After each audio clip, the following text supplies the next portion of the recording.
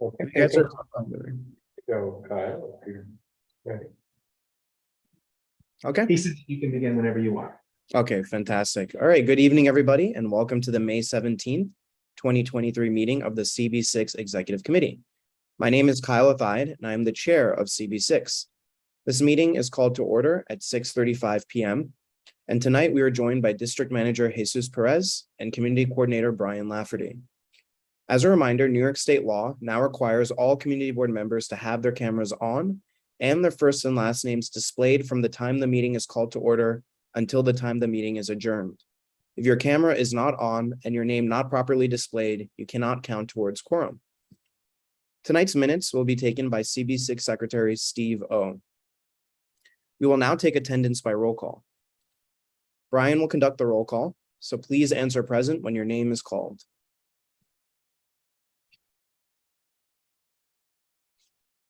Thank you, Kyle.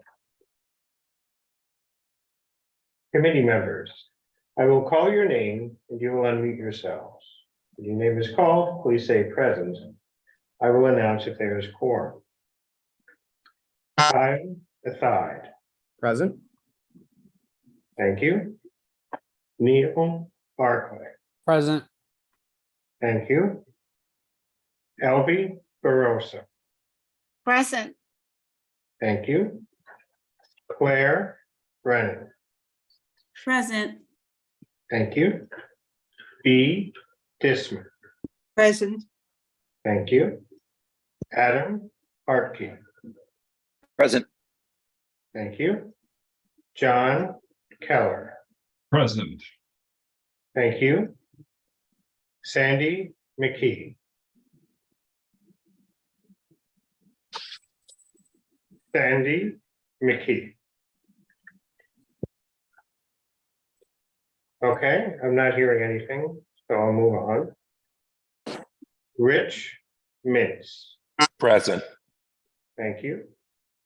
Steve O. Present. Thank you. Reshma Patel is excused. Matt Roberts. Present. Thank you. Sandro Sherrod. Estoy aquí. Thank you. Mark Thompson. Present. Thank you. Brian Van Nieuwenhoven. Present. Thank you. And Maura Wong is excused. With 13 of 16 members present, we have quorum. Great, thank you, Brian. So the agenda for tonight's meeting appears on the screen before you. If there is no objection, we will adopt the agenda as stated. So members of the executive committee, if you object to adopting the agenda, please raise your hand through Zoom.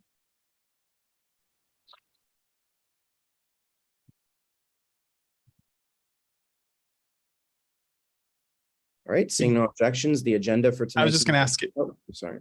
Go ahead. Sorry, I was just going to ask it to go full screen, and it's already full screen. Perfect. Thank you. All right. So seeing no objections to the agenda for tonight's meeting is adopted.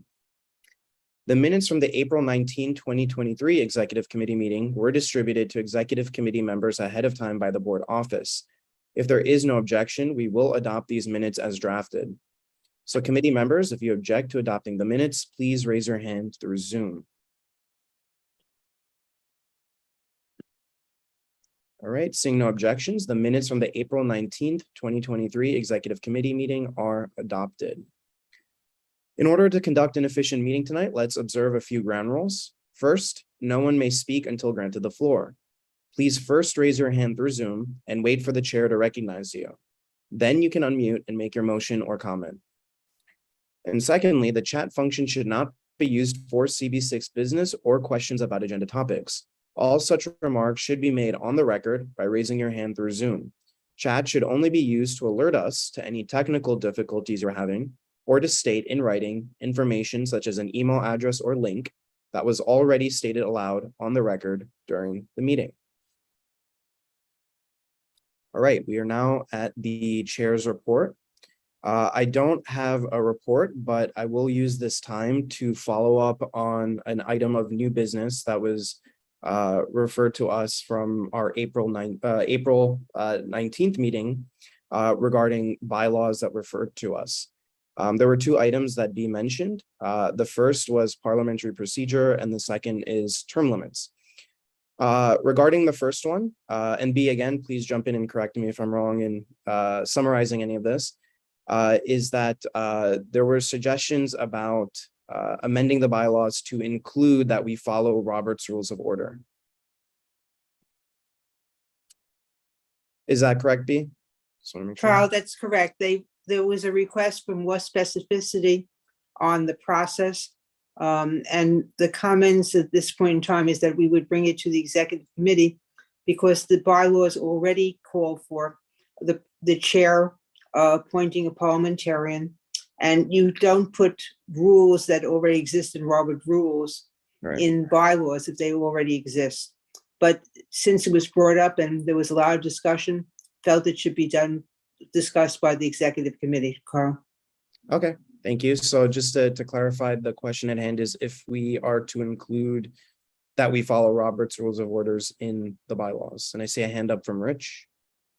Yeah, I know what we do is materially aligned with Robert's Rules of Order, but I am wondering how many petty divergences there are between our process and Robert's Rules of Order that could hold up business due to pedantry during meetings. Yeah, that's a good point. Sandra, you have the floor. Yeah, I was just going to say, I mean, I think he brings up an excellent point. There are divergence from Robert's Rules of Order with city and state law as well. So we are required to follow open meetings law and things that have more specificity, like in abstaining, that we are not going into the same level of detail if you were just to follow Robert's Rules of Order. Mhm. Thank you.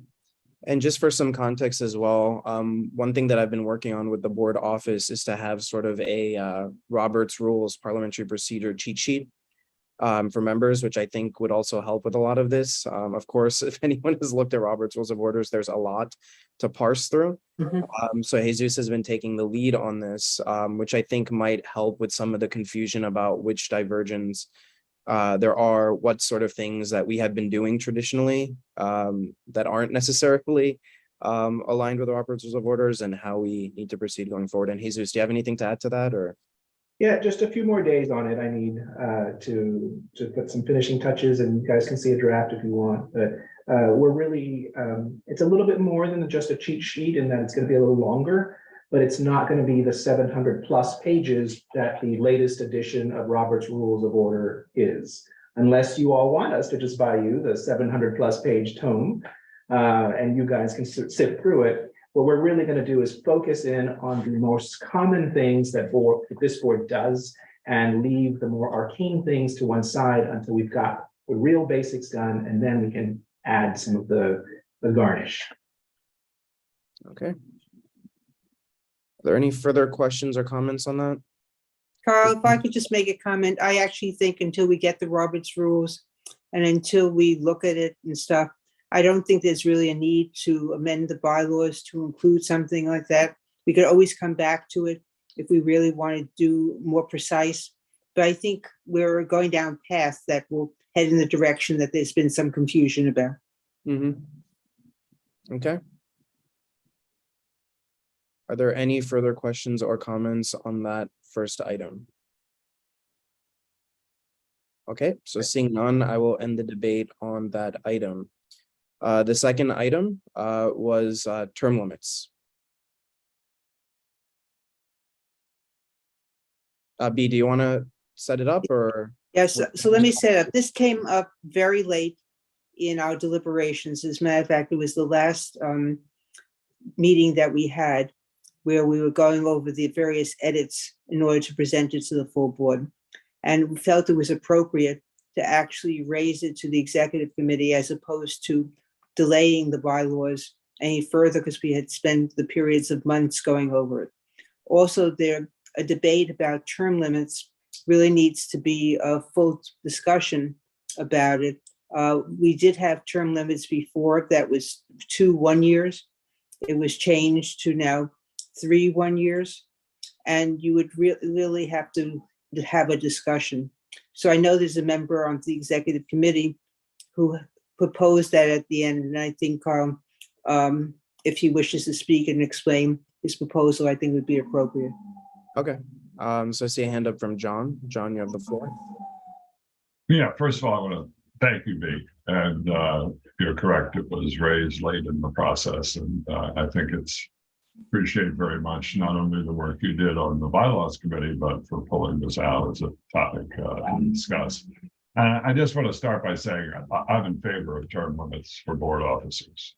So there's no doubt about that. I just think the current terms are just too short for officers to fulfill a vision. I think we need to lengthen the number of terms our board officers can run for, and we have indeed precedents for that by going from 2 to 3. Term limits are great, but constant turnover is not so great. And there are a lot of critical issues, as many people in this committee are aware, that take more than 3 years to address sufficiently. So we can end up with inconsistency. State electeds have 2-year terms, but they're not term limited. City electeds have 4-year terms, but they're limited to 2 of them. And our own CB6 committee chairs are limited to 5 years in leadership. So my view, simply stated, is that 6 1-year terms would allow for our board leadership to set their vision, to work with new community board members, work with electeds during their own extended terms, and get better results. And it's just 1 more year than we currently allow, so it actually aligns the term limit for the board officers to the term limit for the committee chairs. And I just think this kind of continuity would help us be a little more effective, a little more efficient. And someone can run for maximum of 6 years, but the board will, every single time they run, have a chance to say no. And from everything I know about this board, it won't be hesitant to do that for anyone. So I think I'll leave it at that. And once again, appreciate the recognizing my raising this and acknowledging that it does need I acknowledge it needs a fuller discussion. So thank you. I yield the chair back, the floor back to the chair. Sorry, I was on mute. Thank you, John. I see a couple of hands up. We'll go to Sandy. Sandy, go ahead. You have the floor. I just want to confirm, John is proposing 6 1-year terms. Is that correct? It's a limit. Yes, there's a limit. Yes, because we have 5-year terms for committee chairs. Yes. So this would be just for the chair of the board, or it's for? No, for the board officers. As I said, it's for the board officers. So it would apply to all board officers. And I know I was an advocate for a 2-year term because people are only on the board for 8 years. And I know part of what we want to do is to give this opportunity to many people.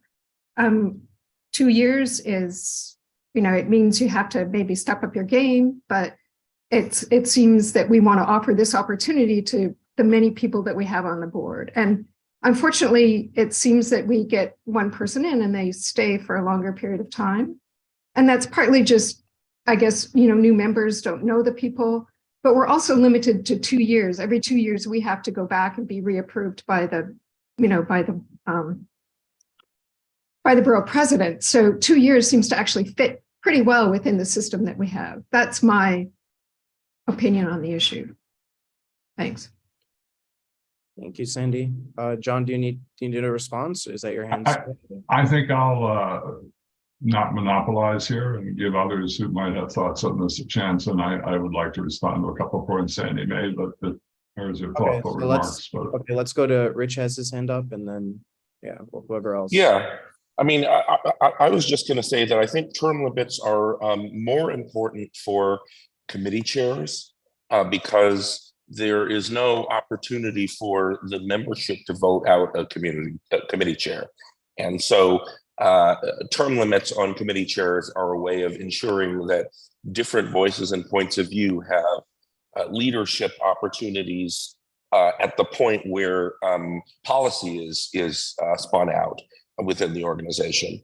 I'm less concerned with term limits for the chair and board officers because every single year the board has an opportunity to express its opinion on whether those people should continue. In general, I don't feel like for chair in particular, I don't feel like 2 years maximum is enough because there are plenty of kinds of transformations and policy initiatives that could take more than 2 years to propose and bring toward fruition. And as long as the board feels comfortable reappointing someone for an additional year, and then maybe for an additional year, I'd have no trouble with a 5 or 6 year, something like that, total limit of terms for the chair and board officers. All right, thank you, Rich. I see a hand up from Neil. Hi, Cal. So I think that we face critical issues in the district, and I think it's difficult to address all of those things in a short period of time. I think that the board chair, as Rich has just said, he can push the policy of what the board is and the agenda, the board's agenda, and so I would be open to more than just 3 years for the board chair and for all of the officers. I think it's a good idea. I would support that. Okay, thank you, Neil. I see another hand up. Elvie, go ahead. You have the floor.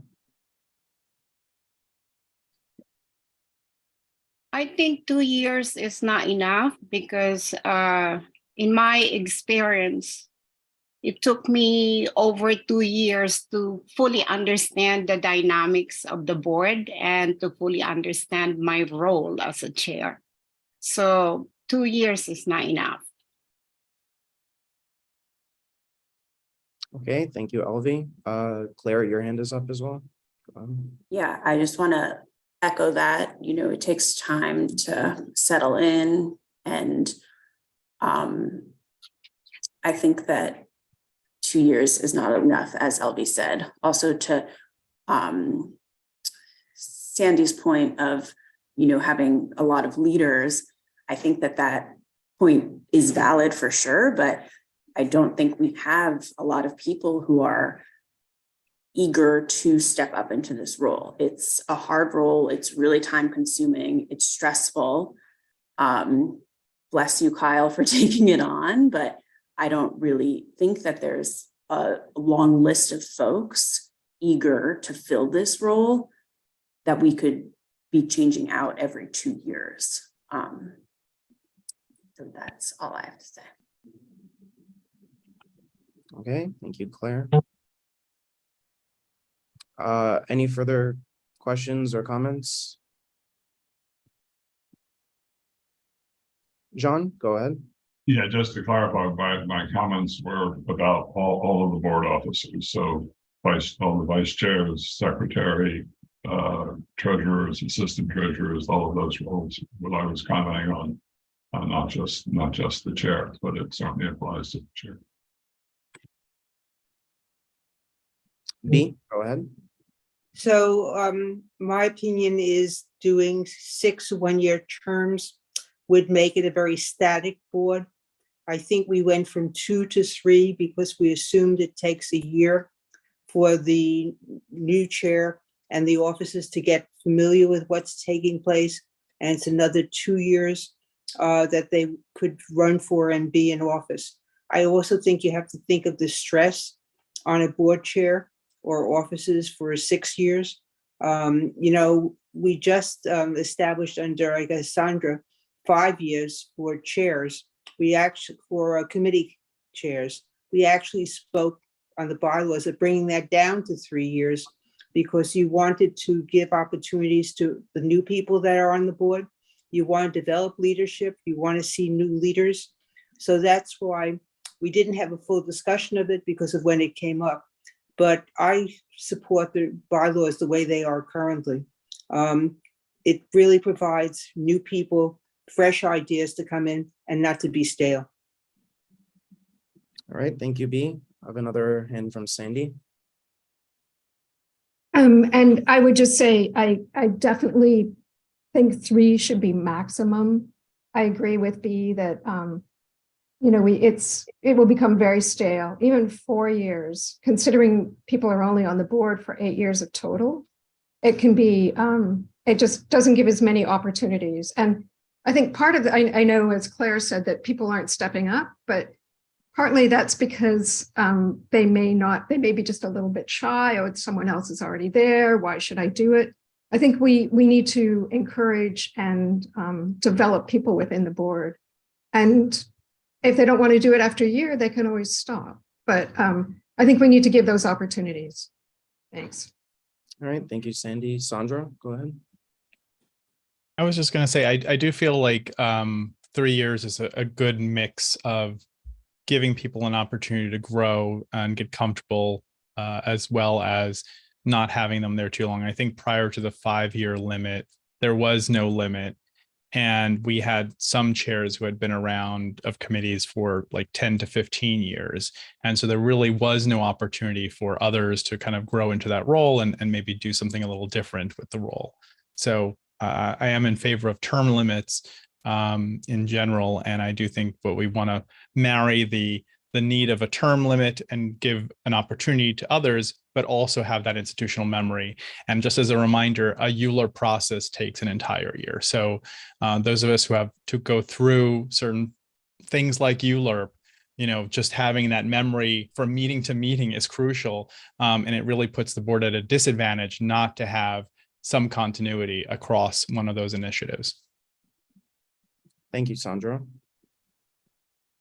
Yep, John, go ahead. Yeah, I would like to make a motion then, in the spirit of the conversation, that we limit the board chair, the board officer terms to 5 years as a compromise, and I'd like to make that motion. So I'm making it. Okay, Claire. I would second that motion. Okay, that has been seconded. Jesus, how do we proceed on this? Or It will be treated like a resolution. Brian will call the vote. Obviously, it still has to go through that 2-month process that all revisions to the bylaws need to go through. But for right now, it can go through that, a simple vote like a resolution might. But Okay. we should restate what the motion was, and then Brian can call the vote.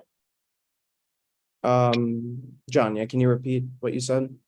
Yes, I'm making a motion, however properly worded, that the there be term limits for board officers as defined in the bylaws for board officers of 5 one-year terms. Okay. And that was seconded by Claire. And Sandra, do you want to? I just wanted to kind of point out that we are not empowered as a committee to pass a bylaw change. This would be a resolution that we're recommending to the board that then has to go 2 months and has to be adopted by the board. Yeah, I understand that. Thank you for clarifying.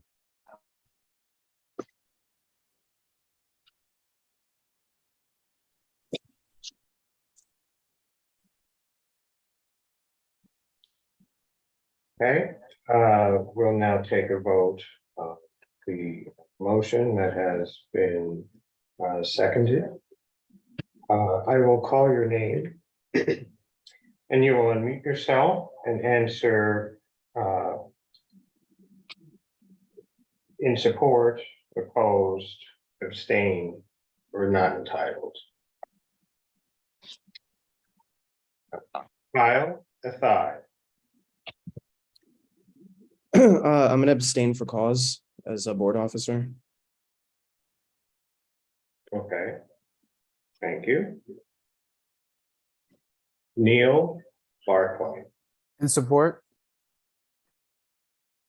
Thank you. Elvie Barosa. In support. Thank you. Claire Brennan. In favor. Thank you. B. Disman. Opposed? Thank you. Adam Hartke. Opposed. Thank you. John Keller. In support. Thank you. Sandy McKee. Opposed? Thank you. Rich Mintz. In favor. Thank you. Steve O. In favor. Thank you. Reshma Patel is not with us this evening. Matt Roberts. Opposed. Thank you. Sandro Sherrod. Opposed. Thank you. Mark Thompson. Opposed. Thank you. Brian Van Nieuwenhoven. Am I a deciding vote here? In favor. Thank you. And Maura Wong is not with us this evening. We have 7 votes in favor. We have 6 opposed, 0 abstain, and 1 abstain for cause not entitled. The threshold for passage is 7, given that there are 14 members present, one of whom was not entitled, so that's taken from the number. So that is 7 for passage, which this resolution has achieved. Who will write it?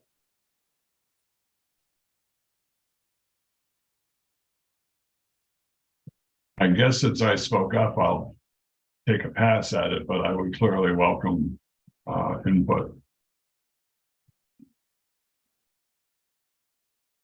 Okay. Are we all set on that, I guess? So Carl, can I just ask a question, since we do not meet in the summer? And the resolution really won't come up until the fall, if I'm counting the meetings and stuff. Am I correct, Sandra? Did I lose him? No, I'm sorry, I was a mute. I think you're correct, because we'd have to bring this up at 2 subsequent meetings. Right. Okay. I guess that's the process. Sandy? I just want to point out that we'll have brand new members on the board at that time who will have absolutely 0 experience with this. I really feel we should probably wait a year if we really want to do this until we have, we can't expect people who are newly onto the board to have an informed decision about this. Or at least wait until maybe the spring. It seems really unfair to ask them to vote on something like this when they're just joining the board now. Right. So I'm not really sure what to do in terms of process. So since this motion passed, I guess it'll be introduced at June's meeting and then this further discussed in September. Sandra, is that correct? Yeah, that's pretty much, I think, how it would have to go currently. Okay. Yeah, Adam? Just a clarification on the process. So it's introduced in June. Is there a chance for any amendments or any action, or is it just read on the floor and then it just stews for a couple months? Well, I think there can be discussion at our June meeting, but Okay, the vote but- doesn't take place for a couple of months.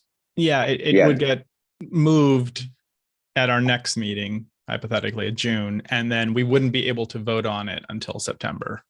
Fair. But would there be opportunities for amendments or any clarification or anything like that? Or is it just? Yeah, it's a motion before the board at that point, right? Because Okay. we're just passing a resolution to the board for action.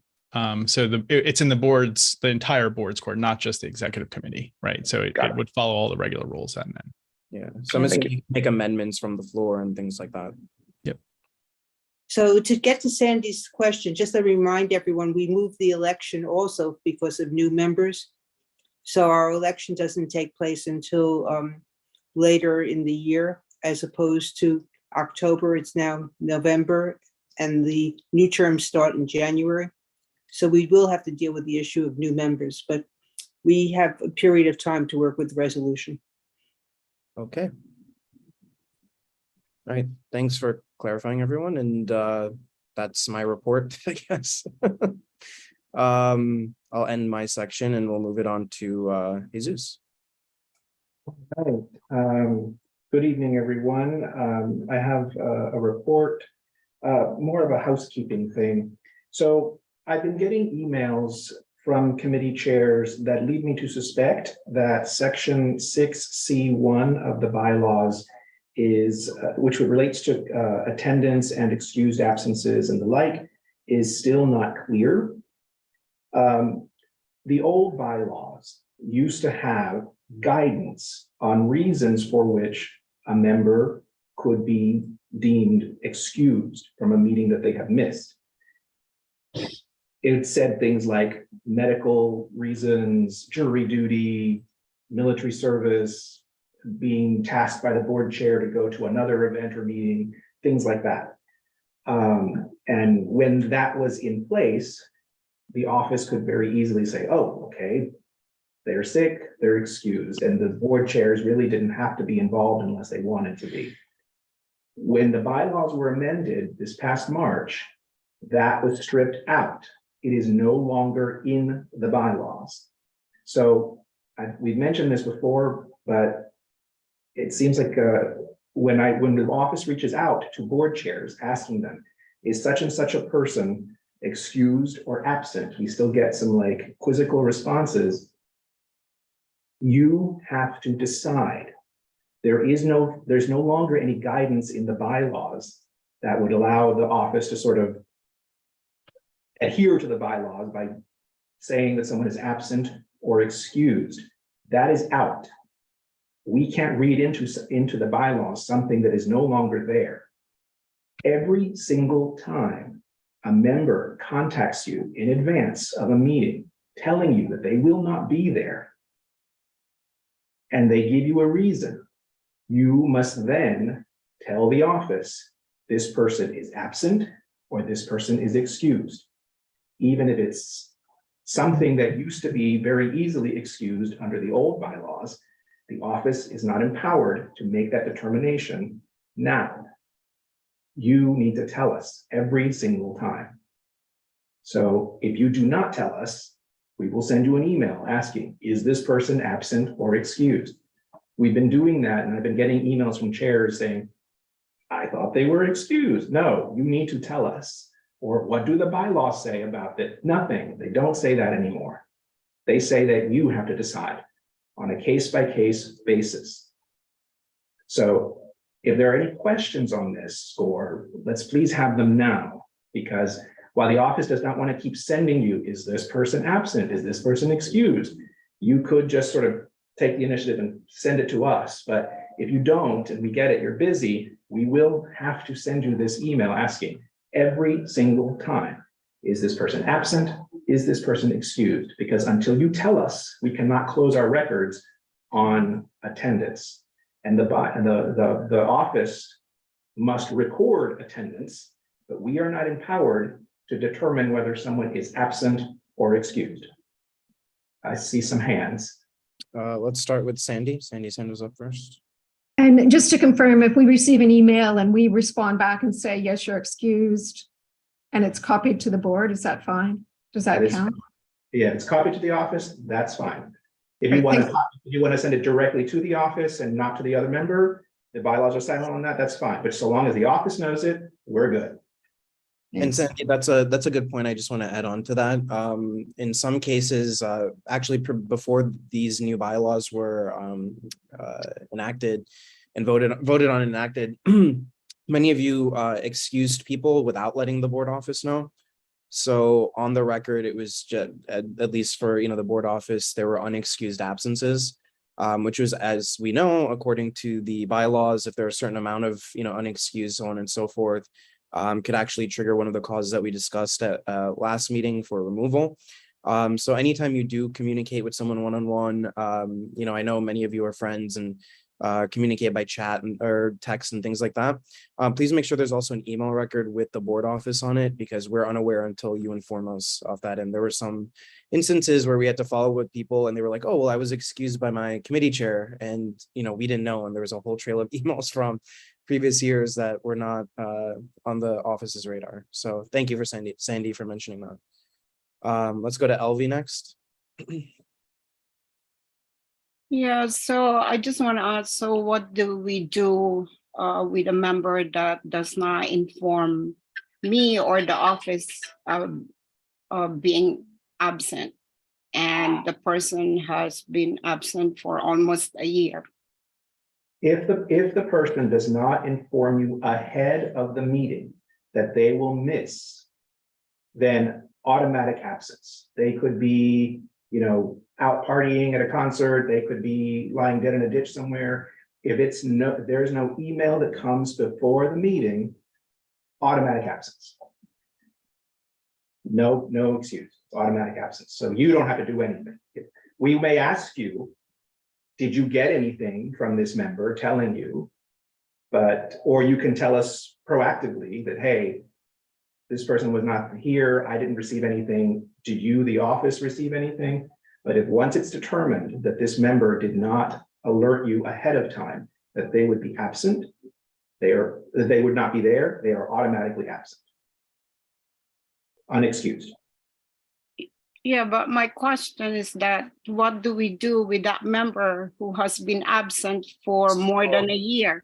So the specific situation you're talking about, we've resolved. But as we discussed at last month's exec, there is specific language in the bylaws about what we need to do if someone is absent for a certain amount of times.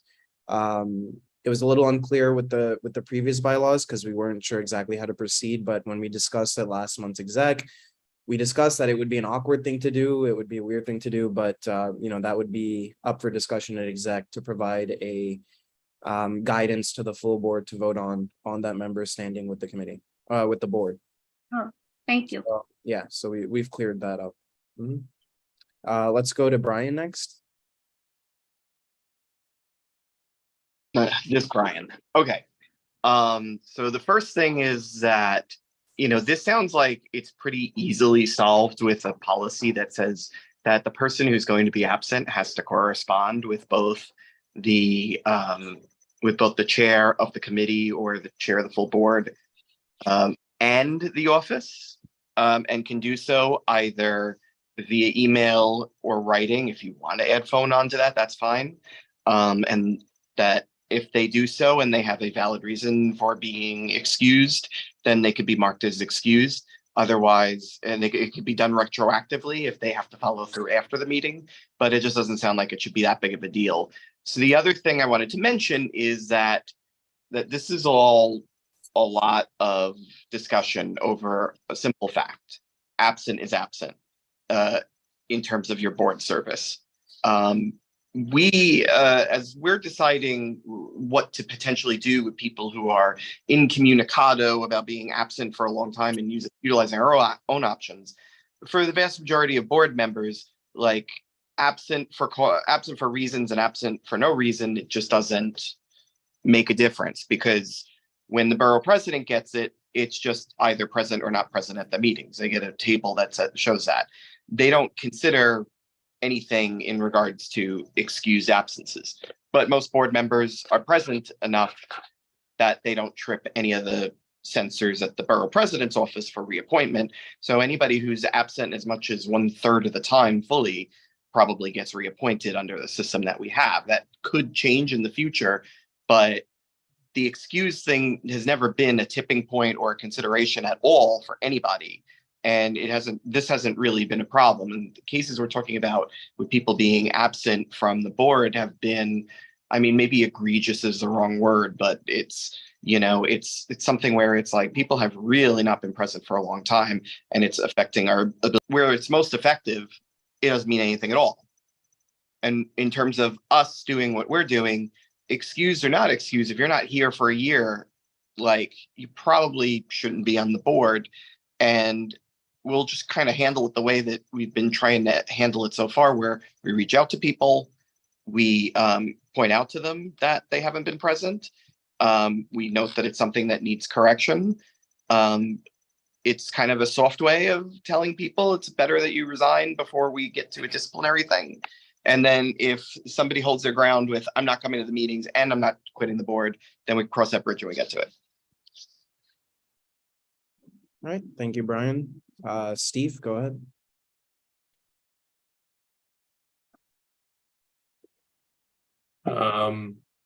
More of a technical observation.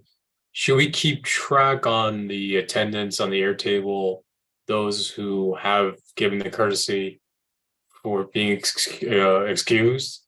Right now, we only record, at least on the full board, those who are present or not present. I know, as Brian mentioned, at the end of the day, if they're there or not there is really what helps determine if they're effective. But if they took the time to follow through and got approved and are excused, would that be a record worth keeping, especially in the full boards? So the way the Airtable works, all you can really put is 1 and 0 in each of those slots. So if you put like an E or something, it won't tally up, and we need that for counting and stuff like that. The excused, I mean, I didn't write the bylaws, so they're not up to me, but I agree with Brian that it would just be easier if it were present and absent. The charter does not acknowledge excused absences. It's just you're there or you're not. But this board, many other boards want excused absences for whatever reason, and so we have them, and the office has to deal with the record keeping implications of having that. So for your purposes, when you're calling the roll at full board, 1 and 0, that still works. When the office does the back end accounting, so to speak, we will then apply, okay, in the charts that we have to keep by law, we will apply the excused and all that stuff then. But yeah, so for your purposes, keep doing what you're doing, and we'll put the excused in afterwards. But yeah, and I don't raise this I don't want to seem like I'm quibbling over something, but the bylaws, when they were changed, they made it a little less easy to just sort of say, oh, that's clearly excused. No, now every single time you need to tell us, or else, because we can't just put something in there that we feel should be there. We're not empowered to do that. So, unless we can make this work, but it just needs a little bit of extra communication between the office and the committee chairs. If you guys want to change it, that's up to you, but it's your job to write the bylaws. It's our job to execute them. So I'm trying to do that through making sure that we're all clear what needs to happen. All right, and Brian, do you have an additional comment, or? Oh, I don't. My hand was raised. It's Arias. So we'll follow up one last time with all those folks who have emailed us, but not actually stated whether various people are absent or present, or absent or excused. But, and we'll keep doing that if you want us to, but always know that we're going to reach out to you. So if you see that email from a member who says that they're not going to be there, you can just go ahead and tell the office, excused, absent. You don't even have to say anything more. That's what it is. We won't countermand you. It'll just be what it is. We'll write it down. Because the way the bylaws are now, you have to decide every time And honestly, you can sort of do whatever you want. If someone emails you saying, hey, I'm gonna miss your meeting because I'm going to a Taylor Swift concert or something, excuse. If you want to, there's nothing in the bylaws that prevents that. If someone's saying, I'm really, really sick, sorry, but you don't like them or something, absent. There's nothing in the bylaws that prevents that. So whatever you tell us, that's what we'll put in the record.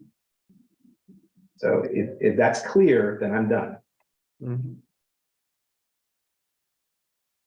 All right. That concludes my report. Okay, thank you very much, Jesus. We'll now move on to our committee agendas. So we'll start off with transportation. Okay. Always flying first. May we have the agenda on the screen? Yes, actually, I'm sorry. I'm having a little bit of an issue. Give me 1 second.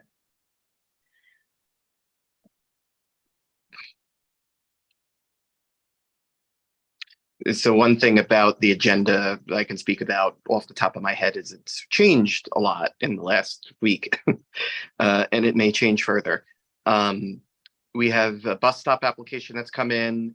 We have our e-mobility discussion that has been happening offline that will be presented to the committee with a set of recommendations through finished resolution that the committee will consider. I believe Gabe is working on something. He's poking around about sound sensors for horn honking, whether the police department or DOT can adopt those for sound enforcement, particularly around the tunnel. And I want to see what other items might have come up. NYU is going to come and present to us a temporary medical device facility situation on 38th Street, right down by the FDR on the Soloviev site. So, maybe they can also put some lighted tulips on the medical equipment shed, make it a party. All right, just a few more seconds. Sorry about that.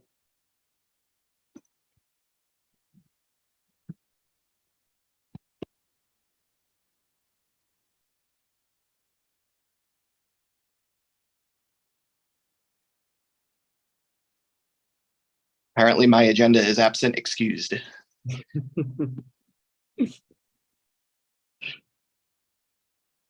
Excused.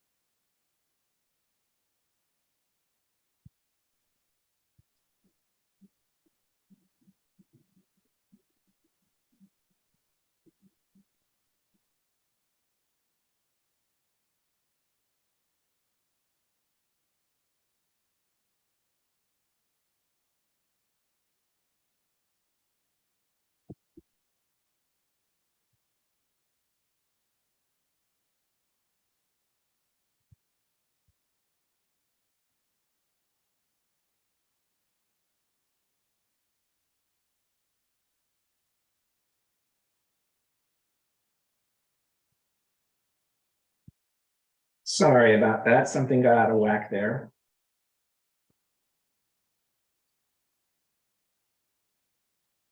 Okay, so Brian, do you have anything else to add to this, or we good to move on? Hour on that meeting, apparently. Let's see. Okay, yeah. Item number 1 is NYU Langone. Does anybody have any questions or suggestions about that in particular? I'm going to mention this. Newer board members are not going to remember this, but there was an MRI machine on 38th Street parked there for an extended amount of time in a decade prior to the pandemic. And there were some not entirely happy people about that in the adjoining buildings. But we discussed it and we let NYU continue to operate it as they needed to It was not a totally open-ended thing. They did have very specific projects that they were trying to do. And in this case, I believe that that's what they're presenting to the committee. It'll be up to the committee to decide whether they want to push back on it, but we didn't push back on the last one, not officially. We did ask some pointed questions, but that's the breaks. Anyway, number 2 is so there are 3 more bus stops for shuttle buses. That will go around to the committee before the meeting, and I will specifically consult with the master of bus ceremonies, Larry Shire, because he seems to look into this stuff pretty deeply. The e-mobility thing is what our working group's been working on. That's going to be tied up pretty soon. Discussion on rest stations for delivery workers. So, and I'm just putting this out there, and you can come to my committee if you want to discuss it more, but essentially the Upper West Side was like really angry about a proposed comfort station and charging station in the middle of Broadway in one of those like lightly used pedestrian plazas that could have been served for the workers. They had some rationale about it, but Upper West Side Community Board tends to like fluctuate around, and they didn't have any better suggestions. It was just sort of a denial. So I did a little looking around on the topic, and I realized that like we've generally been very friendly about the delivery workers, and we've supported legislation about comfort stations and restaurants providing spaces for workers who are delivering food for them. I will prompt the committee to consider the programs that DOT is running, and that the proposals with transforming newsstand spaces or whatever infrastructure to rest stations in our district, and I will see what the temperature is on that. But essentially, it's like sort of the goofus and gallant kind of thing, where it's like we have the opportunity to do something positive here if we can make it make sense for us, given that there's a lot of support and empathy for this issue in our board. And then I put a discussion on congestion pricing, toll rates, and timelines. And this is going to be a little bit more of a briefing than a discussion, because we have no timed thing for action on it. And I just want the committee to be entirely up to date on what the supposed process is, where we're at, and what's kind of on the table. There's a lot going on in those environmental assessments that are potential options for the MTA. And I want to make sure that information is clear before we go on summer break. And if we're going to do any action, we'll probably do it in the fall. And that's it. And like, we've just been really, really busy lately. I think, a lot of our stuff that we've been discussing at committee has come up into resolutions at full board. So you guys know what we've been working on, and you know what the progress is on that. And I gave a pretty detailed report last week about follow-ups on some of these issues. Anyone have any questions? No, looks good. All right, thank you very much, Brian. We'll move on to Neil, Environment and Parks.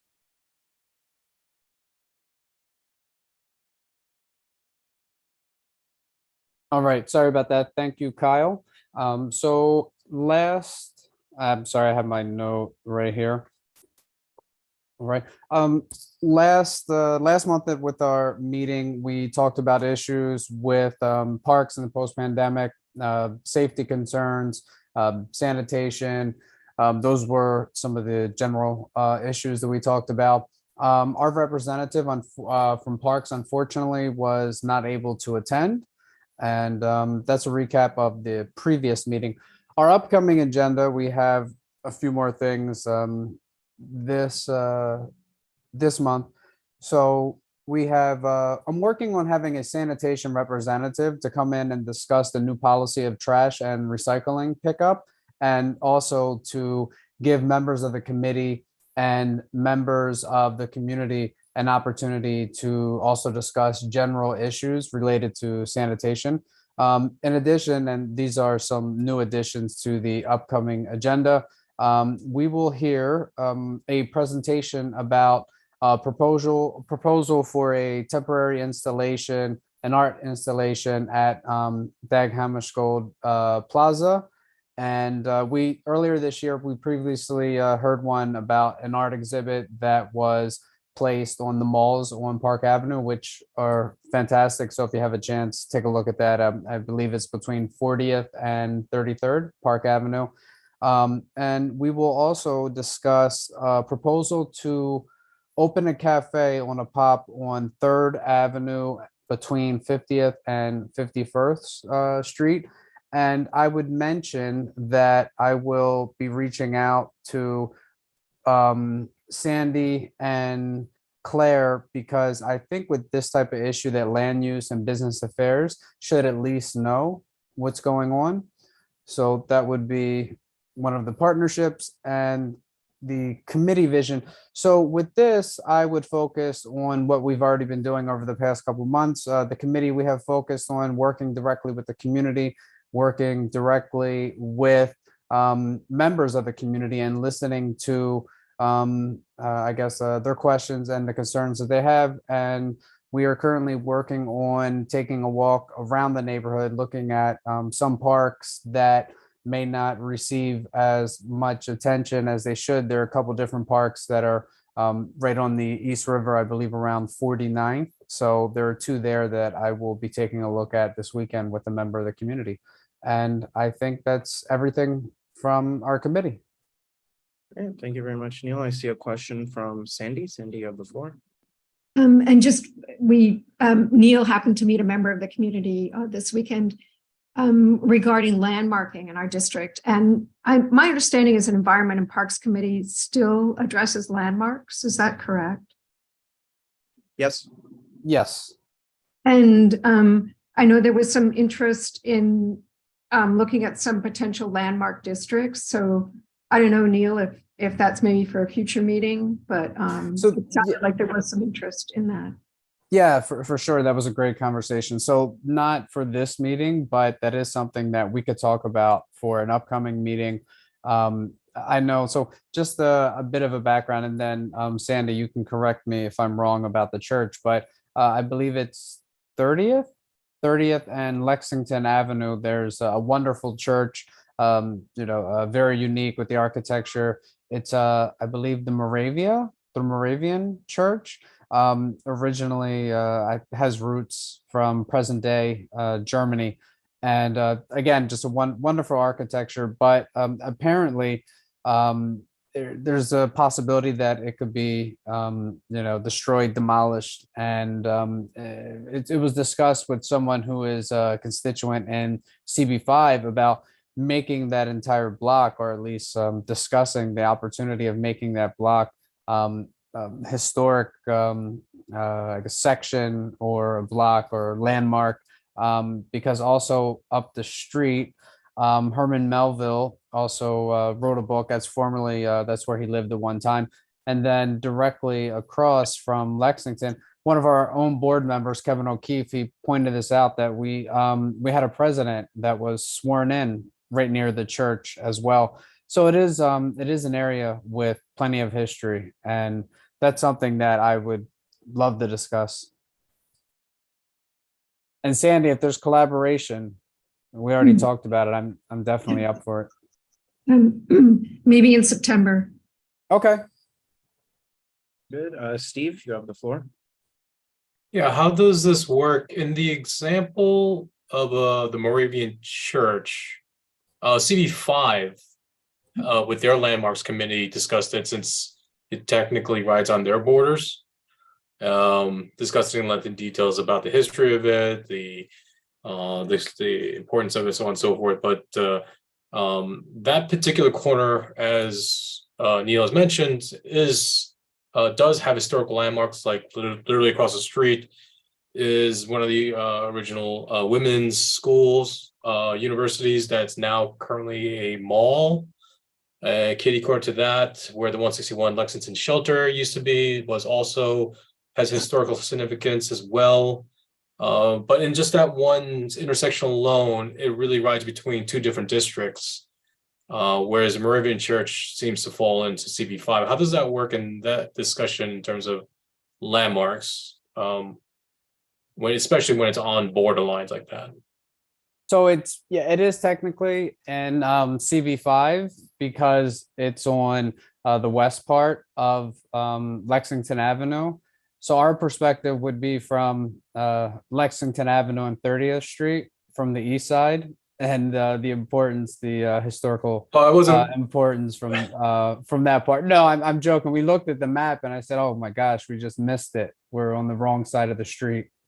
Well, I'm not talking about, I understand the technicalities of the community district lines, but one loses perspective when we're only looking at these drawn lines, when just that intersection alone has historical significance, where the other corner has been a historical building that's been demolished and rebuilt as a restaurant, but because it sits between CB5 and CB6, we won't see it as a whole because it's on the intersection of two districts. And I feel that leaves that area and others vulnerable because we won't see the whole site because my line's here, your line's there. Okay. That's what I meant by that. Okay. Understandable. Is this Sandro? Yeah, I was just gonna say, this seems like a good opportunity to reach out to CB6 and coordinate an effort to look at that, both sides of Lexington Avenue, and see how we might respond together. Okay. Sounds good. All right, Neil, so just to be clear, the POPs item that is here in red, it's in red because it's tentative. Yep. They are reviewing their availability to see if they can come to your meeting. So once we hear from them, we will let you know and update this agenda. Now, you've reached out to Department of Sanitation. You have not heard back from them confirming yet, right? No, not confirming. I briefly spoke with our contact there and she was reaching out to her supervisor to see what availability was. Okay. But hopefully they join. I know the committee has had many questions about sanitation, so that would be great. Okay.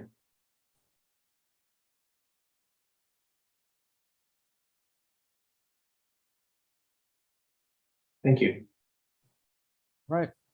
All right, thank you very Anyone much. else? Okay. Yep. All right. Thank you Thanks, so Kyle. much. Appreciate it. We'll move on to LV, Health and Human Services. Yeah, so in our last meeting, we discussed about writing a resolution on making an automated external defibrillators available at subway stations. So we plan to present this reso on the full board meeting in June, but since the committee meeting is the day after the full board meeting, so we will be having our Health and Human Services Committee meeting on June 8th instead of June 15th. So we can present to our members to vote for this reso and then present it to the full board meeting on June 15th. And we will also discuss an access to Narcan, a medicine that helps people who have overdosed on opioids. And also about the community board health fair, which we plan to schedule on June 10, since we couldn't locate a site for this health fair. So we've decided to move the health fair in the fall. And so we are looking at some dates in October. I think that's about it. I just have a quick question, Alvi. What exactly is this discussion on the Narcan? Is there something specific to it, or is this a general Narcan presentation, or? No, we are discussing on whether we can write a resolution that Narcan can be available also in subway station. Oh, in the subway as well. Oh, Yeah. so then we could probably amend that that agenda item because that wasn't clear to me.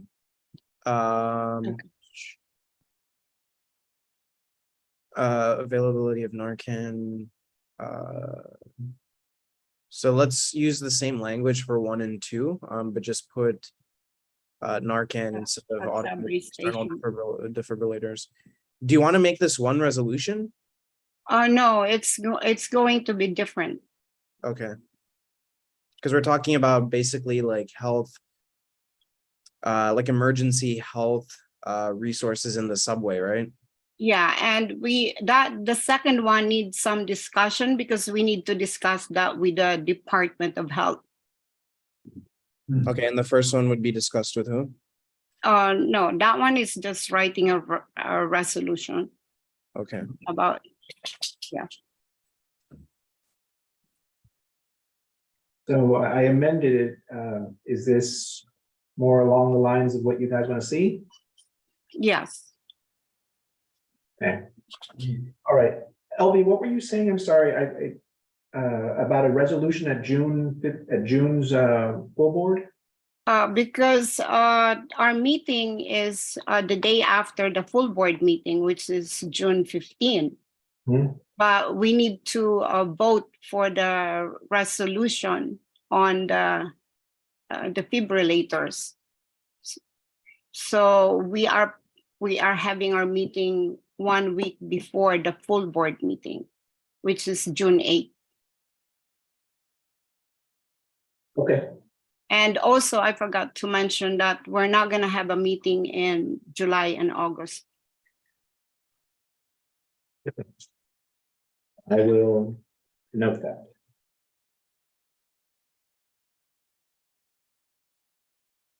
Thank you.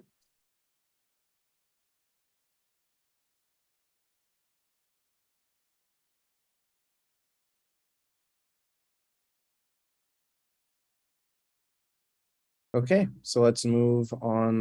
We don't have budget and governmental affairs. We'll go to public safety. Matt? All right, no meeting for June unless something comes up that we need to address. Obviously, full board will occur before this, before the 15th. So nothing would go before the board in September. We still have an action-packed meeting for tomorrow. Several items. So there's still a possibility that we may need to have a meeting in June, but I'm not planning on it. Okay. So we'll double check with you after your meeting tomorrow has happened to make sure that in fact it is no meeting, right? Yep, sounds good. All right. Thank you very much, Matt. We'll move on to housing and homelessness.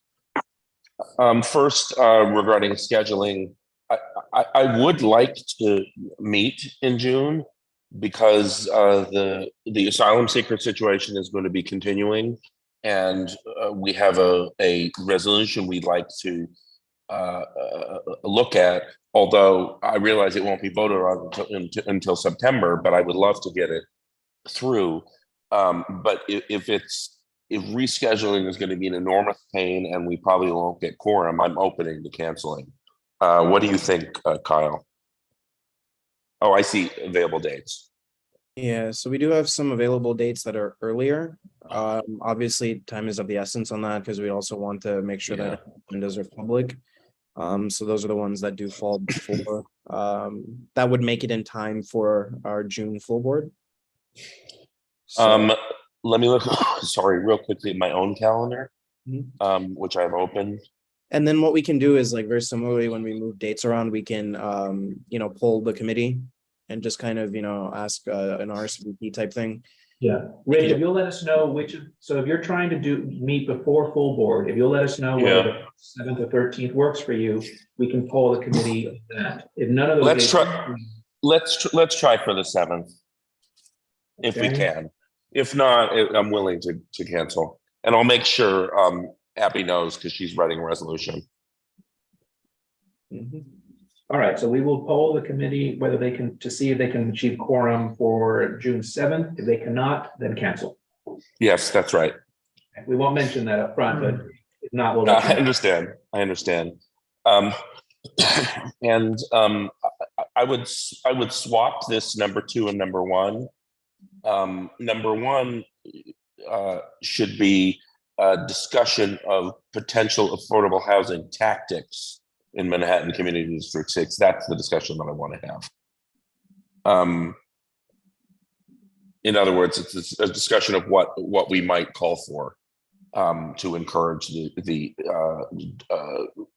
increase in the amount of affordable housing. What were you saying about swapping them? Like just rearrange the order? No, yeah, item 2 should be item 1 and item 1 should be item 2. Okay. Because if we drop one off, it's going to be that. And then in old and new business, in old business, we will talk about the two, the shelter at 130 East 39th, and we'll talk about the emergency housing at the police academy and anywhere else that it comes up. I just, given the state of the crisis, I don't want to go till September if we don't have to. In terms of a report on the meeting that we just had, I mean, the good thing about hitting when we are in the month is that I don't need notes to remember what we talked about because the meeting was like 36 hours ago. We had an extended presentation and conversation with the operator and DHS regarding the former hotel shelter that is going in at Lexington and 39th. Abby handled the questions very well. We packaged them up. I ran an aggressive meeting that didn't allow for public comment, but I did raise a lot of questions from people who were hostile, albeit I was, I think, careful in how I phrased them. I think DHS felt like I put them on the spot, but respectfully. Marika was the one who was doing most of the talking, which I think is good. That's the right way to do it. I do have some concerns of my own regarding the operator of that shelter. Apparently, the guy who runs the company has a lot of experience, but he just formed the company, and they only have 2 sites right now, not 12 as reported in the Post. He ran a larger organization, but that's not the organization that is currently applying. They do seem earnest though and serious, and they've been vetted by DHS. So I'm not expecting problems. And we did get some questions and comments in the meeting from members of the public that were positive, like how can we help and what kinds of services are provided to, like childcare, so that the parents can go, do job training and that sort of thing. So, I mean, in general, it's fine. I'm just kind of tired of running these reactive meetings that are basically opportunities for the public to vent into a filtering mechanism whereby Abby and I turn their venting into questions that I'm not embarrassed to present to people who come here in good faith. But that comes with the job. I would like to be less reactive and more proactive on housing. One thing that we may do in new business if the meeting doesn't, or old business if the meeting doesn't run too long, is a discussion of the post-mortem of the housing resolutions that failed in the budget process and where that leaves each of those issues, like good cause eviction and builder's remedy and the other things that were proposed at the state level. I think that's all I have to say today. All right, thank you, Rich. Jesus, are you all set? Rich, can you put right here, we have the resolution on emergency shelters for asylum seekers, and it's just unspecified resolution. Can you add a little more meat onto these bones, just so we have something here? Sorry, let me talk to Abby and get back to you tomorrow, because I'm not sure exactly what she's planning to write. Okay, good. I'll email her right now. Wonderful. And also, Rich, we do need you to sign off on the April housing minutes. We can't close that file until we. Got it. I have them, right? Brian sent them to me again. Yes. I'll look at them right now. Thank you. Great. LV, you have a hand up before we move on? You're on mute, LV. Sorry about that. I just want to ask Rich, how long does the asylum seekers stay in our district? What federal law allows is that they are able to stay in the country as long as their applications are pending. And in reality, some of these people are in the process of filing their applications. They're not filed yet. I don't think there's any limit.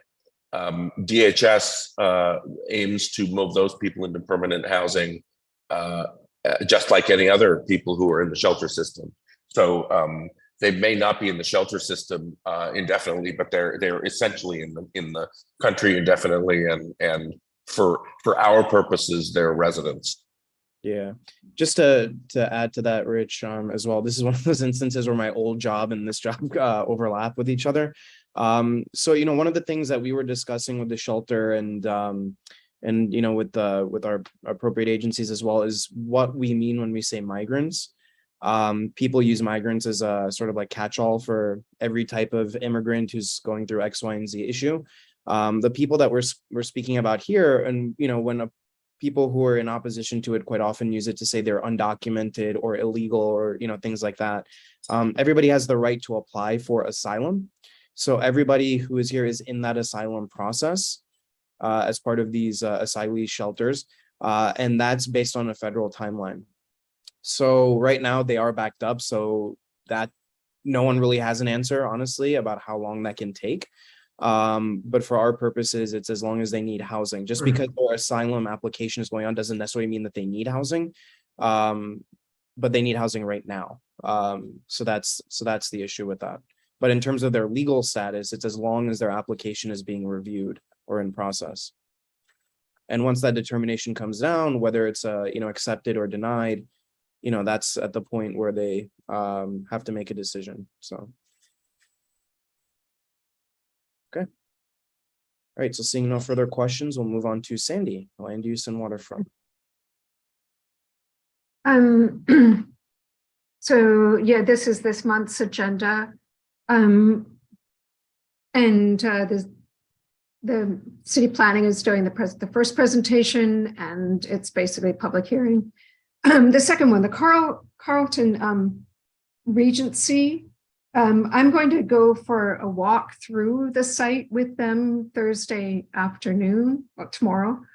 And I don't know if people are familiar with this building, but it's a horrible, horrible space, and they are trying to improve it. It's just, it's a really difficult design situation. So more power to them. They've been proactive. They've reached out. They're trying to do something that's worthwhile.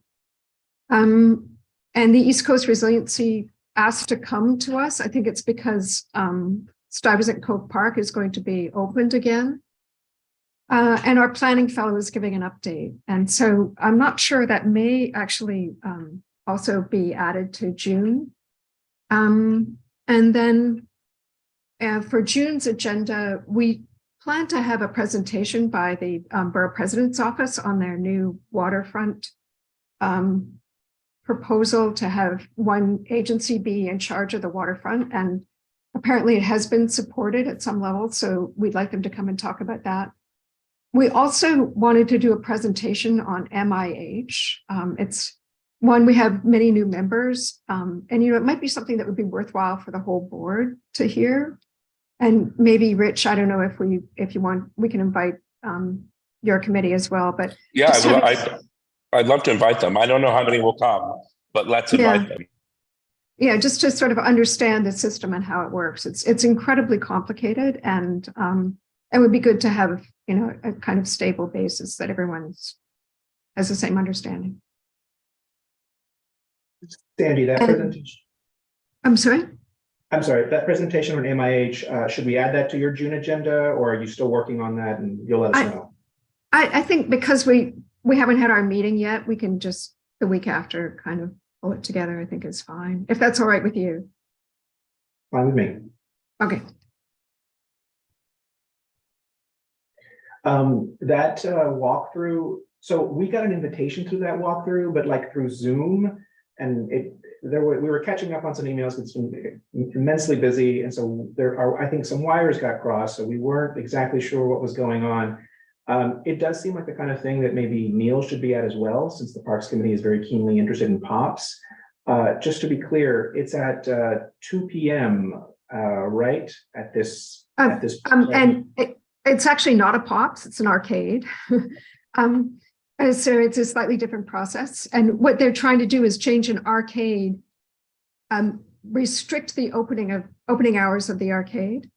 But the Zoom is at 2:00 with Keith Powers' office. I'm going to go at 1:45 to review the space with them. Okay. And certainly anybody who wants to come is more than welcome, I'm sure. And then the 15 minutes later, is there going to be like a space where people who want to stay for the Zoom can join, or? Yes, apparently we'll go to a quiet space on the property. Okay, so I guess Neil can decide if he's If available. he wants to come, sure. There is a Pops that's part of the, it's adjacent to it, that's also part of the complex. And Okay. if we have information for the 1:45 meetup time, I would also send it to just the rest of the committee for land use and for parks, so that they also have an opportunity, especially if we're going to discuss it. Sure. Jesus, do you mind Forward. sending that out? Yes, if you send it to me. There were so many emails going back and forth. I fear that if we have it, it's lost in the inbox somewhere. But if you can forward it to me, I can pass it along. I'll just forward the time. Okay. That's all I have. So, but I'd be happy to do that. Okay, the time, but at this location right here. You can't miss it. On the screen. I will do that. I'll add that, certainly. Okay, 37th and Lex at 1:45 tomorrow. Yeah. It's the ugliest building on the block. You're no problems. I'll leave architectural criticism to. Okay. Like a true architect. Yeah. Oh, man. How is it for you to walk through the city and just evaluate everyone's architecture? Well, this was like city planning. Thought this was a good idea. That's what's crazy. An arcade that goes to nowhere. Yeah. But anyway, yeah. Sounds Well- like Tron. Okay. All Neil, right. will you be able to attend that in person? That 1:45 at 37th? No, and Lex? I won't be able to attend tomorrow, unfortunately. Okay. All right then. Okay. So moving on to youth and education, John. Yes, the resolution on MRTA enforcement, I'm in touch both with the Office of Cannabis Management and making efforts to get in touch with the New York City authorities charged with this. And the word right now is they're both developing procedures for their new enforcement powers. So long story short, I don't think we'll be ready to move to a resolution on MRTA enforcement at this time, simply because they just haven't worked out the procedures yet. And I am still working on getting someone from the School Construction Authority and the DOE, so they would have to remain tentative and remove one, keep the other two tentative. And then under old and new business, we will be considering our agenda for next year going forward. Wonderful. Now, when you say remove one, remove it forever or just push it Well, back? I think we still technically have a meeting in June, which would almost be a 4th of July meeting, but if we have a meeting in June, then we could discuss the issue at least at that time and have something ready for September if that's prudent. I just don't, this is all new territory. We're trying to make the MRTA enforcement have real teeth against these illegal operations, which are still so vastly outnumbering the legal operations. Okay, so we will move number 1 to June. Move it till June, yes.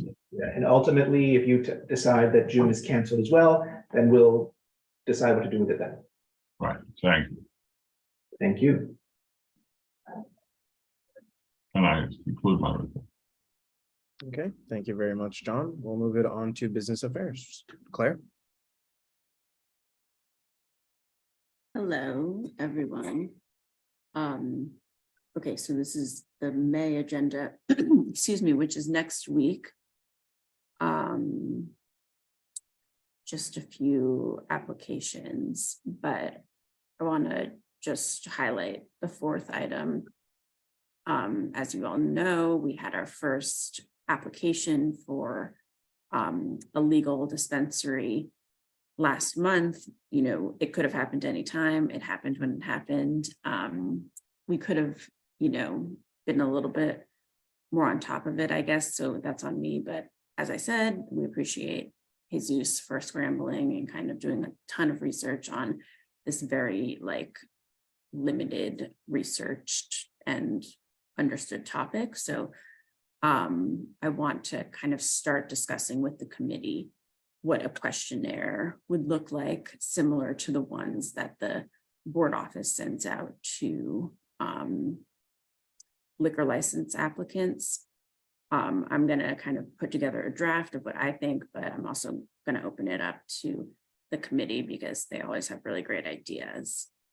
Other than that, that's really all I have for this evening, unless Jesus has any questions. Quick question. That email I sent you, that you replied to today, there was one applicant that you did not mention at all. They can Okay. be waived. Mhm. They were beer, wine, and cider, right? Yes. All Yes. right. The next thing is more of a, I guess, an update. So we had been hearing for weeks now that the Manhattan Borough President's Office at Borough Board tomorrow was going to feature a community board member from another board and give a presentation on sort of the community board process for hearing cannabis dispensary applications. I heard from the Borough President's Office this afternoon that unfortunately that presentation will be moved to next month's Borough Board. But tomorrow's Borough Board will still feature a cannabis related topic. It will be the Office of Cannabis Management discussing enforcement. Yeah, I was just emailing that over. So Claire and all of you, if you guys want to attend that, you know, if you can go in person or you can go online, but that's that. I will try and attend the one for next month. They tried to get the community board procedures one first, but it just scheduling didn't work out. And so we'll hold tight on that one, but just because I know I think I'd mentioned it and I hadn't updated you since. That's what's going on with that so far. Got it. Sounds good. John has his hand up. Yeah, do you know, Jesus, who is making the presentation at Borough Board tomorrow? It's Pascal. Bernard. Pascal. Yeah, I just sent it to you, so you should be getting. All right, so I would like, is there a link? Because I would like to attend, because they're talking about the exact same thing with me, so it's timely.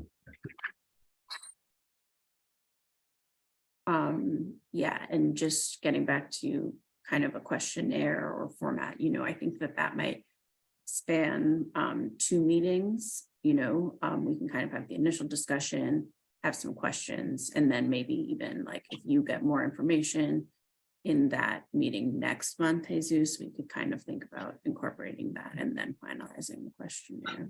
So you'd like us to feature item number 4 on next month as well? yes, Okay. as like a continuation. Okay, will do. Thanks. Great, thank you very much, Claire. All right, so we'll now move on to old or new business. Does anyone have any old or new business? Yeah, let's go to Sandro first and then. I have a new business item. I don't know if Brian has an old business he wants to go first with. Do your new business item first. Yeah, I would like to propose we do some sort of picnic for the summer. I don't know if we want to, if we have a standing events party committee, or if we need to do an ad hoc one, but I think it'd be good to do an outdoor event. So great minds think alike, Sandro, and there are some of those things in the works with some of our community stakeholders. So we'll get some more information as we finalize that up. Awesome. Yeah, Great. but yes, I'm excited to do some stuff for the summer as a board, outdoors in our district. So thank you. Okay, Brian, go ahead. Okay, I'm just pulling up something on my PC to try to help with this. So there has been some discussion, and I'll try to make this quick and summarized, and I'll provide more detail if you have questions. Some discussion to use, well, there's going to be board surplus money at the end of the year if there are no suggestions in which to, large expenses that the board imminently needs in terms of office supplies or any other kind of spending. I'm aware after talking with Adam that if a committee has a suggestion for utilizing board budget money, it's use it or lose it by June 30th. As a former treasurer, I'm more than well aware of the process. So we have been toying around with a number of different concepts with the FDR Drive presentation that we want to give, which has been delayed, and we're not putting it back on the calendar until we know we have something that we can actually have a community presentation and not just have open mic night. So the idea that has emerged that seems to be the most exciting and the most immediately available is to have a firm, let me see about the shared with me, because it should be in my shared with me one pager. Here we go.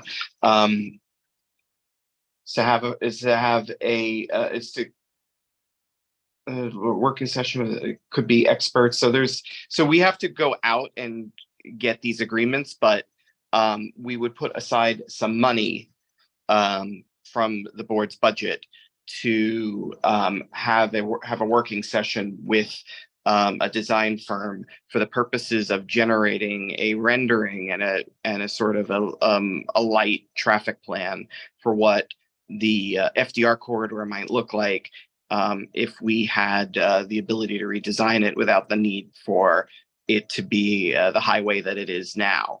So, and just to give you guys a little bit of the thinking here, if we decided, or if it was decided that we didn't want all that traffic coming through the district, and we felt that that the highway could be closed, the viaduct is still there, the road surface is still there to start. The road surface and the viaduct portions can be repurposed. You probably cannot do a lot under the FDR, but you could use that as a greenway space if it would potentially be connected, even if it would be redundant with the one that's on the waterfront that may or may not be coming sooner or later. And then there's, just many other sections of it where it could be public space. It could be potentially, some of it that's really wide and at surface level could be redeveloped. You could actually fix the pinch point problem with some of these solutions, stuff like that. So because of all those potential solutions, the ask of any study that we would have proposed would be to generate renderings and whatnot to illustrate the possibilities without having necessarily a finalized, coherent plan for us to adopt as this is the plan that we want. Rather, we would be aiming to have some elements illustrated to present to the public, and then additionally, the Transportation Committee, which hasn't been tasked with any of this, could have a discussion if any of those elements seem the most appealing to them, and recommend to the authorities involved to study more about a conversion or about how to re-envision that. And some of the revisioning will include transit, because part of that corridor does include express buses right now. And there's also been a lot of discussion about the needs of extra transit on that part of town, and that might be actually something that they play with. But we don't know what they're going to introduce yet, because we're kind of going into a very open-minded. Do any of you guys, Adam or Kyle, do you have any specifics that you think that the committee should know about There's one pager has, I don't, the funding allocation that I'm seeing is a traffic expert would cost $10,000, a renderer would cost $9,500, a logistics printing refreshments for, I guess, the session or whatever would be about a $500 budget. So we're talking about potentially spending up to $20,000 here, with the idea of cutting the check by June 30th.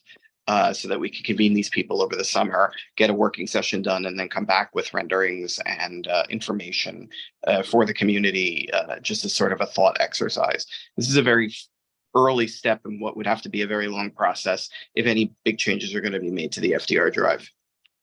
Because we're not engaged in with any agencies, particularly state DOT, about any options or interest in changing the purpose of it now. But, you know, the more I talk to people about it, the more there's a lot of support that there's not that many people. There are people who drive around here, but they would be well served by First and Second Avenues. And a lot of the traffic on the FDR drive is not, it's not commercial. It's not essential. It's just cut through traffic from Brooklyn to Bronx and Westchester. Adam, do you have anything? I mean, just from a straight budget standpoint, you know, this is what I updated the committee with last week, is that based on initial projections, you know, we're going to have anywhere between $20,000 and $40,000 that we won't spend. So basically, I think that just from a fiduciary standpoint, I think that this is an incredible opportunity to help advance some of the goals that we as a board have been advocating for, and to get some of that professional help that could allow us to do more within the coming years. And so, yeah, it's within our budget. I think it meets all the rules and everything. And yeah, I think there's an opportunity here. All right, thank you, Adam. Sandro, go ahead. Yeah, I don't disagree with the sentiment. I think Adam actually spoke well to this. This seems like a good use of money. I was just going to call out that I do believe, and this is something I'm still trying to look a little bit further into, but I do believe that we still have, I want to say 129 million in the mayoral budget for the pinch point. So I wouldn't want to spend too much effort on designing something that might already be in design works by other agencies. Let's move forward with this group because they're going to be looking from like 59th all the way down to 14th. And we'll mention to them that the city currently has a pinch point thing. They say it's allocated. Who knows? But because they haven't broken ground on it, and you know it's not being done with ESCR. So, but that said, they could always take that into account and not do something that was duplicative. But I don't. One thing is that of the nature of this particular exercise is they are not going to provide a fully untangled traffic situation for the whole waterfront. Rather, it's like, what does it look like if we didn't have the highway context? Go ahead. There will be some traffic, but it will be very high level. Okay. Ryan, Sandy, go ahead. You have your hand up. And who are we going to engage to do the work? Majed was organizing it. He was very self-motivated with this. So he mentioned WXY, Center for Architecture, and there's some level of TBD on this because I don't. I've been loosely following along. It would have been better to have him sort of present it. Yeah. Essentially, he's WXY is an architecture firm. They do planning as well, but the Center for Architecture is an institute. You know, it's not a actual. It's an organization. It's not. They don't do studies. I think it's still very preliminary. I think they haven't proceeded on anything until, you know, wanting to share with this executive committee. Okay, thank you. Yep, B, go ahead. I actually think it's a good idea, but I am concerned about the time frame that we have and whether or not we can identify the real experts and get a contract done before the end of the fiscal year. Majed seems to think that he could work that all out quickly and issue the check. So that's sort of the basis of a lot of this. So but he can't do that. The office actually has to do it and go through the process. So Brian, that's the reason I raised it. I think if he can get a from the firm that I'm bringing it up now, that we could preliminarily task the office with doing it. I don't know if we need a resolution for expenses on this level, but it is, you know, we're having this as a kind of an open announcement here, to see if there's any feedback. We make it happen. Does anybody have any thoughts of why we shouldn't do it? Yeah, but you really need details, to present for authorization so that it fits what your plans are and the executive committee knows. Yeah, there's a planning document with all these details. And Kyle, we didn't email that into the office. So yeah, so the board office has it. It's obviously this presentation is part of that submission, but we have about a month and a half to deal with this, because it's about just getting a selection by a month and a half, not to fulfill everything by the month and a half deadline. So there is some time there. Adam, go ahead. Yeah, I just wanted to ask, because I think Dee raises an excellent point here, is that timing really is, against us for this effort, for worse, unfortunately. So I just wanted to ask from a mechanic standpoint, let's say that everything is identified within the next couple of weeks. What would the board office need to do to onboard, engage, and complete at least the procurement mechanics of potentially executing this?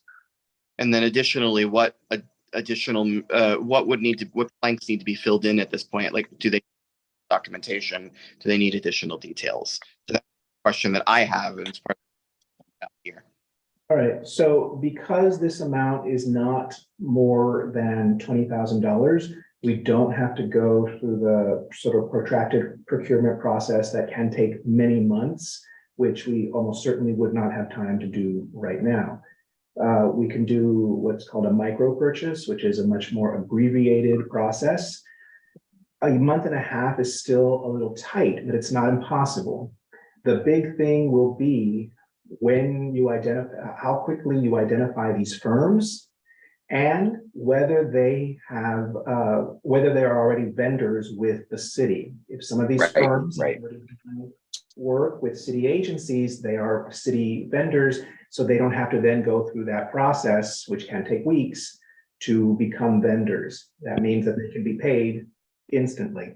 But I think those are the two things that will determine whether, apart from whether you guys want to do it at all, that's what will determine. If these folks have to go through the city vendor application process, they really should be starting that in the next week or so to really get it in place. But then they would just issue an invoice for whatever their retainer is, and then we could pay that, and that'll be that.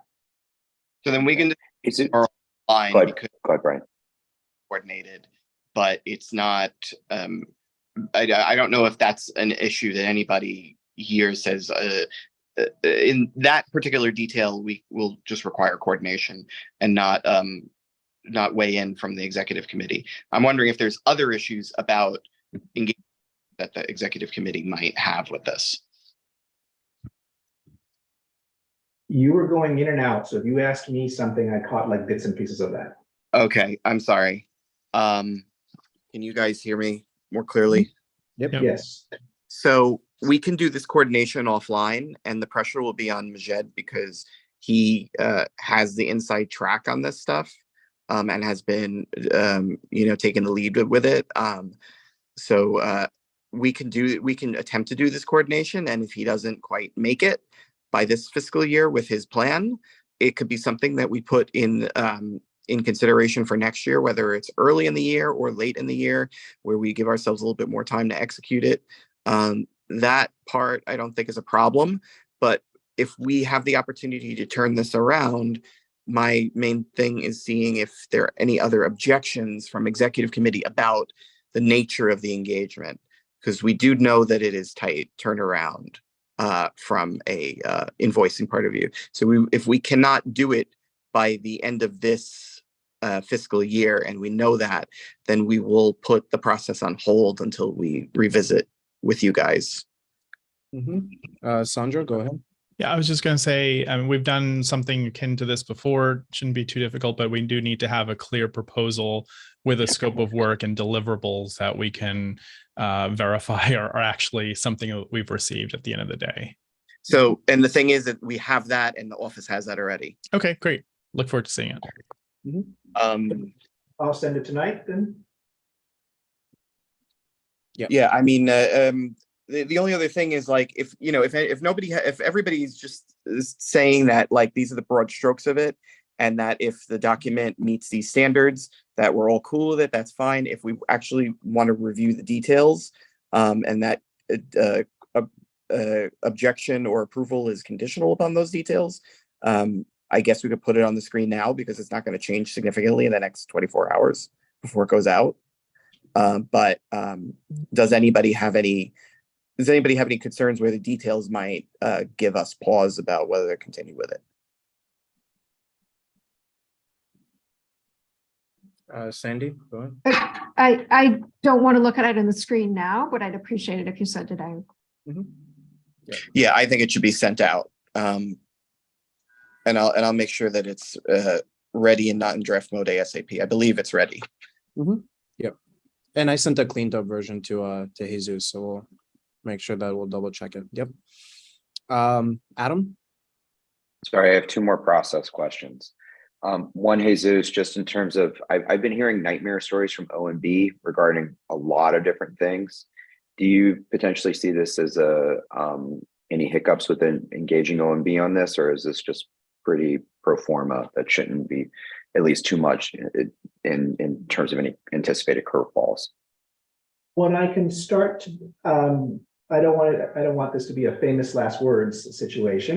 But what we can start doing, if you guys have a sense of a budget, which it sounds like you already do, $20,000, we can start moving the money to the appropriate budget lines. That can sometimes take some time, especially right now, because they are swamped. And if that doesn't happen, if we can do that now, then we don't have to wait around toward the end of the fiscal year for OMB to do that, because unfortunately, community boards, agencies are not allowed to move money between their budget lines themselves. OMB has to do it for them. At least that's the way it is for community boards. So we tell them where to move it and they move it. So I can start doing that now. I think that'd be great. And then also just in, I guess, I don't want to call it a nuclear option, but just potentially an option of last resort. So let's say the timing doesn't work on this. You know, is it possible that we could potentially prepay the procurement credit card that we could retain or pay for services that happen after the fiscal year? So that's a way to sort of capture those fiscal year dollars, but it's just within the procurement credit card that we could then, you know, take care of, you know, in July or however later. Right now, perfect timing. The city is changing its provider of procurement credit cards from one bank to another bank. So fun. Everything is in disarray. Got it. Additionally, the city does really prefer that if something can be paid through FMS, that it be paid through FMS rather than the credit card. Yeah. So again, I just want to, I will know this in the coming weeks, you know, if you know, the process isn't working out for whatever way. Again, I just want to make sure that all things are at this moment, at least on the table. So thank you for answering that. Okay, then. Anything else from anyone? All right, so seeing no further business, we'll adjourn the meeting at 8:23 p.m. Thank you, everybody. Have a great evening. Have a good night. Have a good evening, Good night. everyone. Bye.